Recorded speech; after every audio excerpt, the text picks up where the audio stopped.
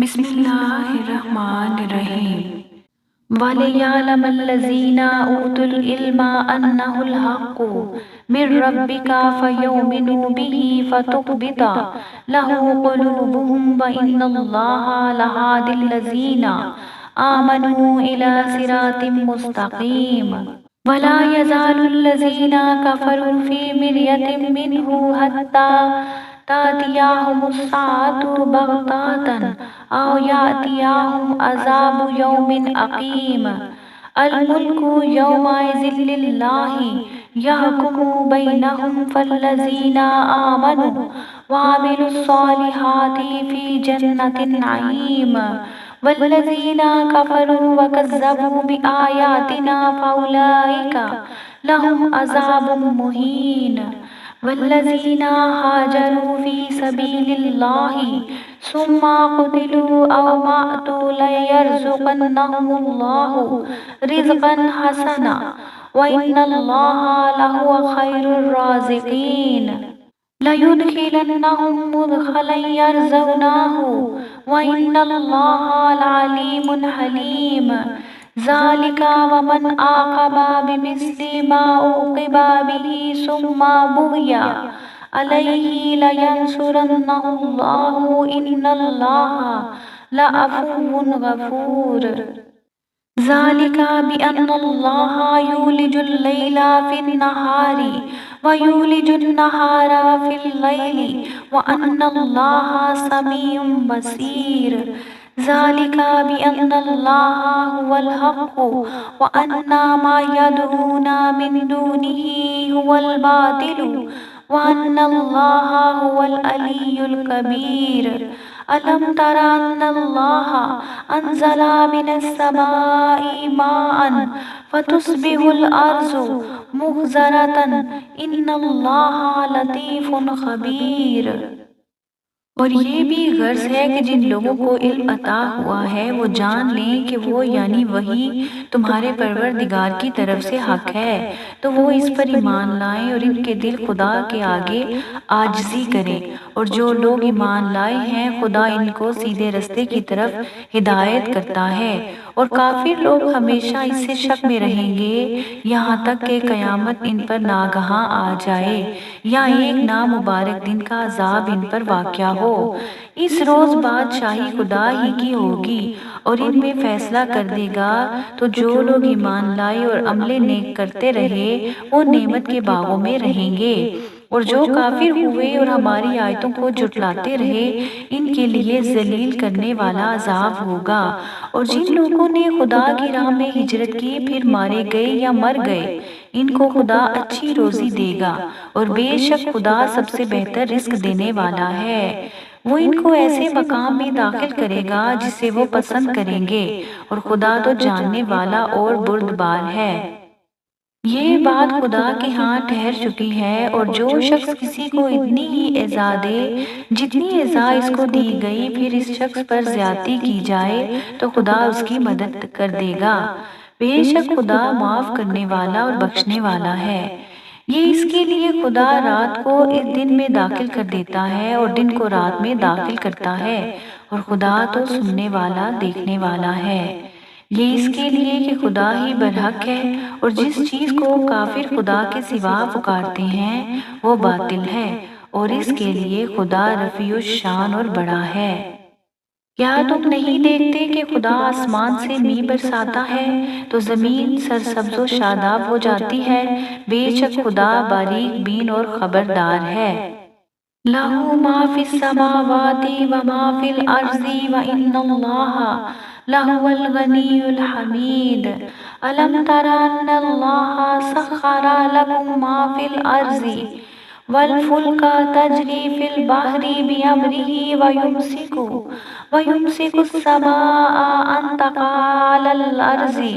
إِلَّا بِإِذْنِهِ إِنَّ اللَّهَ بِالنَّاسِ لَرَءُوفٌ رَحِيمٌ وَهُوَ الَّذِي أَحْيَاكُمْ ثُمَّ يُمِيتُكُمْ ثُمَّ يُحْيِيكُمْ إِنَّ الْإِنسَانَ لَكَفُورٌ لِكُلِّ أُمَّةٍ جَعَلْنَا مَنْسَكًا هُمْ ناسكوه فلا ينازعنك في الأمر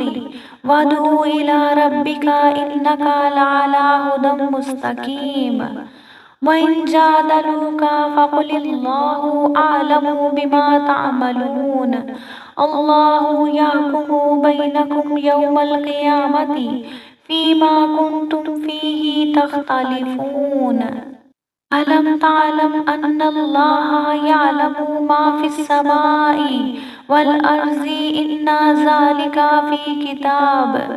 إن ذلك على الله يسير ويعبدون من دون الله ما لم ينزل به سلطانا وما ليس لهم به علم وما للظالمين من نصير جو کچھ آسمانوں میں ہے اور جو کچھ زمین میں ہے اسی کا ہے اور بے شک خدا بے نیاز اور قابل ستائش ہے۔ کیا تم نہیں دیکھتے کہ جتنی چیزیں زمین میں ہیں سب خدا نے تمہارے زیر فرمان کر رکھی ہیں اور کشتیاں بھی جو اسی کے حکم سے دریا میں چلتی ہیں اور وہ آسمان کو تھامے رہتا ہے کہ زمین میں نہ گر پڑے مگر اس کے حکم سے۔ بے شک خدا لوگوں پر نہایت شفقت کرنے والا مہربان ہے۔ اور وہی تو ہے جس نے تم کو حیات بخشی پھر تم کو مارتا ہے پھر تمہیں زندہ بھی کرے گا اور انسان تو بڑا ناشکرا ہے۔ ہم نے ہر ایک امت کے لیے ایک شریعت مقرر کر دی ہے جس پر وہ چلتے ہیں تو یہ لوگ تم سے اس امر میں جھگڑا نہ کریں اور تم لوگوں کو اپنے پروردگار کی طرف بلاتے رہو، بے شک تم سیدھے رستے پر ہو۔ اور اگر یہ تم سے جھگڑا کریں تو کہہ دو کہ جو عمل تم کرتے ہو خدا ان سے خوب واقف ہے۔ جن باتوں میں تم اختلاف کرتے ہو خدا تم میں قیامت کے روز ان کا فیصلہ کر دے گا۔ کیا تم نہیں جانتے کہ جو کچھ آسمان اور زمین میں ہے خدا اس کو جانتا ہے؟ یہ سب کچھ کتاب میں لکھا ہوا ہے، بے شک یہ سب خدا کو آسان ہے۔ اور یہ لوگ خدا کے سوا ایسی چیزوں کی عبادت کرتے ہیں جن کی اس نے کوئی سند نازل نہیں فرمائی اور نہ ان کے پاس اس کی کوئی دلیل ہے، اور ظالموں کا کوئی بھی مددگار نہیں ہوگا۔ وَإِذَا تُتْلَى عَلَيْهِمْ آيَاتُنَا بَيِّنَاتٍ تَعْرِفُ فِي وُجُوهِ الَّذِينَ كَفَرُوا الْمُنكَرَ يَكَادُونَ يَسْطُونَ بِالَّذِينَ يَتْلُونَ عَلَيْهِمْ آيَاتِنَا قُلْ أَفَأُنَبِّئُكُم بِشَرٍّ مِّن ذَلِكُمُ النَّارُ وَعَدَهَا اللَّهُ الَّذِينَ كَفَرُوا وَبِئْسَ الْمَصِيرُ يا أيها الناس ضرب مثل فاستمعوا له إن الذين تدعون من دون الله لن يخلقوا ذبابا ولا اجتمعوا له وإن يسلبهم الذباب شيئا لا يستنقذوه منه ضعف الطالب والمطلوب ما قدر الله حق قدره إن الله لقوي عزيز الله يصطفي من الملائكة رسلا ومن الناس إن الله سميع بصير يعلم ما بين أيديهم وما خلفهم وإلى الله ترجع الأمور يا أيها الذين آمنوا اركعوا واسجدوا واعبدوا ربكم